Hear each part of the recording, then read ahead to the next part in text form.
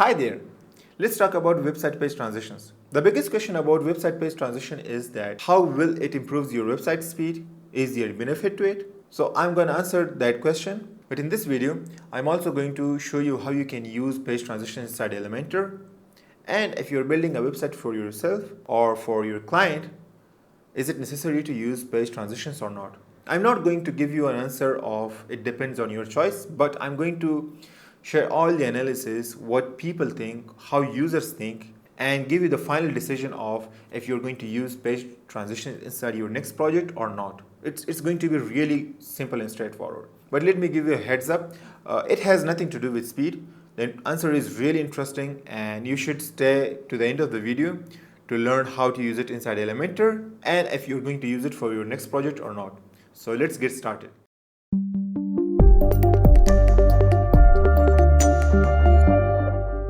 Now in order to start getting on website page transitions, it's really straightforward. All you have to do is you can go to your website homepage or any other page and then you can access the site settings of your website.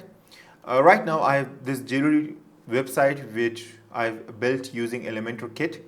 I didn't have the time to build a complete website from scratch. I just need to add something for this video, and if you can see here that if I'm going between the pages, there is no transition at all. It's straightforward opening and closing. In order to go to or enable page transitions, all you have to do is hover on this top edit with Elementor, and from here you can access two things.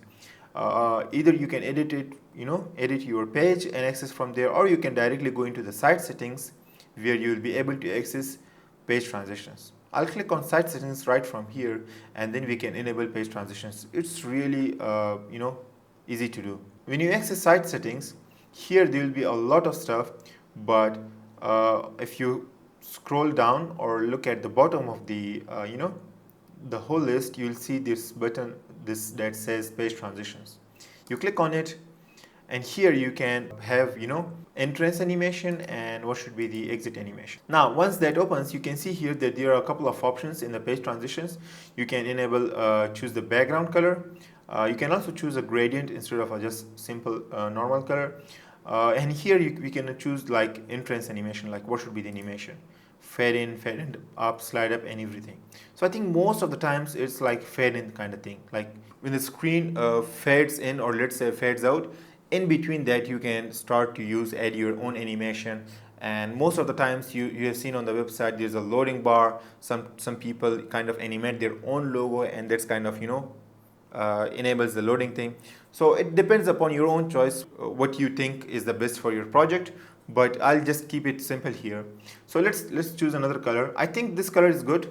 It kind of relates to the website.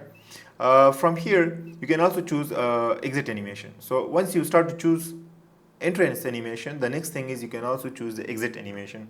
And in the exit animation, for example, if your page is fade in, you should be choosing out fade out, because that's how they're going to mesh together. If you're kind of using any other thing, let's say zoom out, it's kind of really strange because you're fading in the page and then the page is being zoomed out. So you have to match that up, and to match that up I'll have to choose fade out. From here you can also choose the animation. MS is basically milliseconds in the time. I think you can also reduce that. Let's say I'll put it to 1200, make it a little bit lower. That's done. You can change the color if you want to, but the main thing of the transition is to add your own animation if you want to. So I'll click on preloader, and here in the preloader you can choose what kind of preloader you want to use. There are a couple of things. You can choose an animation, and animations are basically pre-made animations added by Elementor where there are a couple of things that are moving around. I'll choose the size of the animation to 100 pixels so you can easily see and interact with. Now here by default it is chosen as circle. We can also have circle dashed. I think you have seen this in kind of smartphones and stuff, and there are so many options. Bouncing dots, this is also quite popular. I think what they have done is they've chosen those kind of animations which are really already popular in the web industry. So I think if I'm going in between these animations, they are already quite popular. I've seen them on many websites. I'll choose the circle dash. I think that's something I would love to have. That's it. Now you can also have an icon. So for example, you choose a custom icon. You choose something like your own SVG, your own custom icon, anything, and it can be animated. You can, for example, right now you see by default it's kind of the circle dots. So if I click on spin, it makes it that sort of animation. So it depends upon your own choice. You can make it to flush, pulse, whatever you want. It depends on your own personal choice. You can have your own custom SVG added, and depends on, you know, you can also add further delay, the color of it, and the size of it. So I think, and the final thing is the image. So for example, if you have your own custom animation in terms of like a GIF file or something else, you can also add that as well. So I'll click on save changes and go back to the website. It's really straightforward. That's it. Here, now if I go to this, let's say any other page, see, it fades in, the animation appears and it fades out. Now the website is, if you look at here, it's a local website. So it's not an online website, meaning that it's going to load way fast. If you have an online website, it's going to be taking a couple of seconds to load the whole website. Obviously there will be content, and then the animation content or whatever you have published, it will be fully visible. So this is how you can use page transitions inside Elementor. Now coming to the question, should you use it on your website or not? Page transitions literally do not help in website speed at all. If you're having a website that's loaded with content and you haven't done any optimization, you cannot think that page transition will magically, you know, kind of put its speed issues away and people will think, yeah, it's loading faster. No, it's just going to put that under the transition cover. The website slow speed thing is still going to be there. So that's out of the question. It is not going to help your website load faster.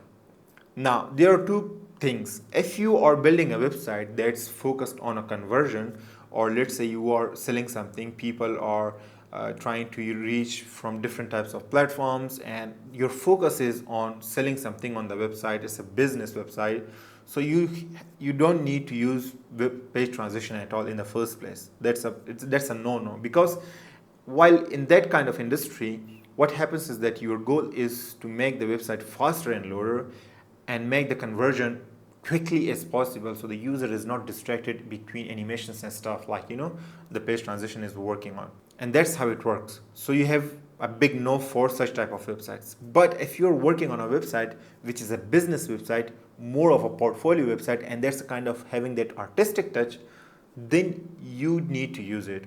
It's not a must, but if you add it, it will complete the whole package of having an artistic website which is kind of smooth. It acts like an application instead of a website. So that's how the package comes, like that's how it works. So if you're building a portfolio website for a client or a customer and you're having that really artistic fonts, and you know the page is not just a specific content based page, it's a kind of, you know, horizontal type scroll and stuff like that, for that kind of website, the page transition is kind of, you know, a thing that would really match up the scope of the website. Other than that, you don't need to use it. It's kind of thing people used to use, but now it's people are more focused on having a fast loading websites and the content instantly appears without any loading thing. So that's it. I'll see you in the next video. Have a great day. Bye bye.